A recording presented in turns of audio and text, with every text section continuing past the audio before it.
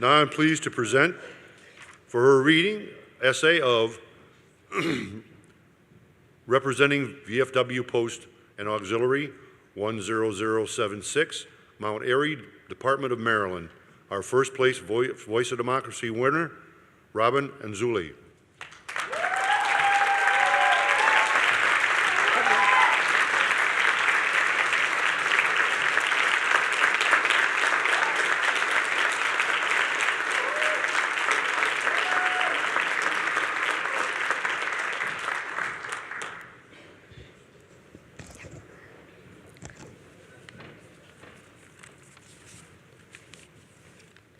On the morning of September 11th, 2001, Aziz Ahsan woke up bright and early, heading out the door with a skip in his step. He drove to 3 different New York City post offices in search of a new postage stamp commemorating the Muslim holiday Eid. His final stop was the North Tower of the World Trade Center. At 8:46 a.m., he heard what he would later describe as a sonic boom. 102 minutes later, the North Tower collapsed, leaving Ahsan, a lucky escapee, covered in dust and grime. Even now, debris from the tower remains trapped beneath his eyelids.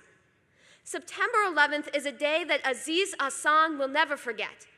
However, it is also a day that I will never remember. I was 18 months old on September 11, 2001, and my knowledge of the event has come through the harrowing stories of my elders, documentaries, news articles, and, yes, history textbooks. I have learned that on that fateful Tuesday morning, terrorists hijacked 4 planes and crashed them into the World Trade Center, the Pentagon, and a field in Pennsylvania. This resulted in the deaths of nearly 3,000 people and the deployment of troops for the Iraq and Afghanistan wars. But this is what the history books will not tell you about September 11th. From the ashes of the World Trade Center arose a sense of unity that America has not seen since. Then President George W. Bush responded immediately and forcefully, earning a 90% approval rating, one of the highest in American history. Typically contentious lawmakers stood together on the steps of the Capitol singing "God Bless America." And we, the people, vowed never to allow terrorism to destroy the American spirit. September 11th, 2001 is this century's version of Pearl Harbor, a rare moment in our history in which unity prevailed over the tragedy of what had occurred and the divisions that typically exist in our country. For just an instant, we were not Democrats and Republicans, not libertarians and liberals, not African Americans or Asian Americans. We were just Americans. But sadly, unlike the generation that united on 9/11, my generation has never experienced national unity.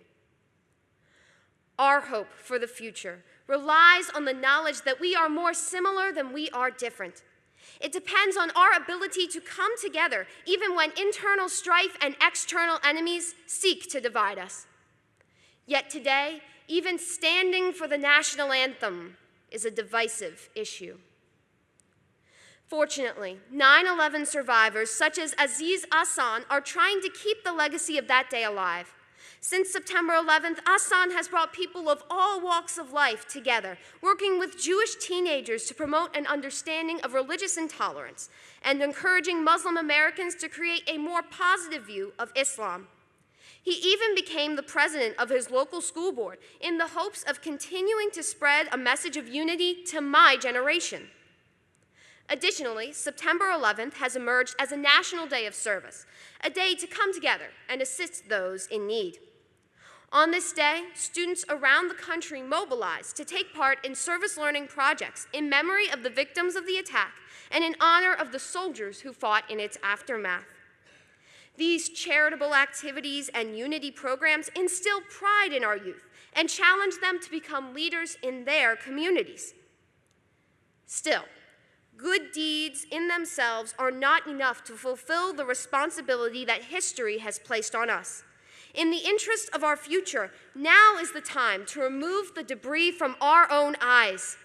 We must heal our divisions and see each other as part of the same American family, because history reminds us that when we act as one people, as one nation, we can overcome any obstacle.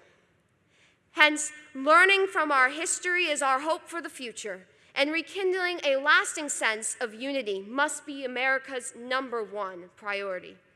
Thank you. God bless you all, and God bless America.